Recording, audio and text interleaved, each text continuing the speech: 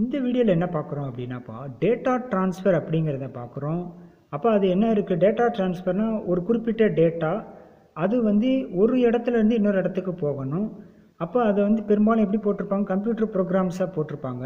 அப்போ அந்த டேட்டாவை எந்த சரியான இடத்துல வச்சோம்னா இந்த ட்ரான்ஸ்ஃபர் கரெக்டாக நடக்கும் அப்படிங்கிறதுக்கு இந்த பிதாகரஸ் தியரம் யூஸ் ஆகுது.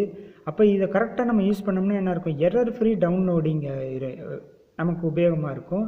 இந்த மாதிரி பண்ணோம்னா நம்ம கொடுக்கக்கூடியதில் ஒருத்தர் ஆடியோவோ வீடியோவோ ரிலீஸ் பண்ணாங்கன்னா ஆன்லைன் மியூசிக்கு இல்லாட்டினா வீடியோஸ் வருது அப்படின்னாப்பா அதை அப்படியே டைரெக்டாக நம்ம இது பண்ணலாம். அப்படி இல்லைன்னா என்ன ஆகும், இந்த இடத்துல எரர் விழுந்து ஸ்ட்ரக் ஆகிட்டே இருக்கும்.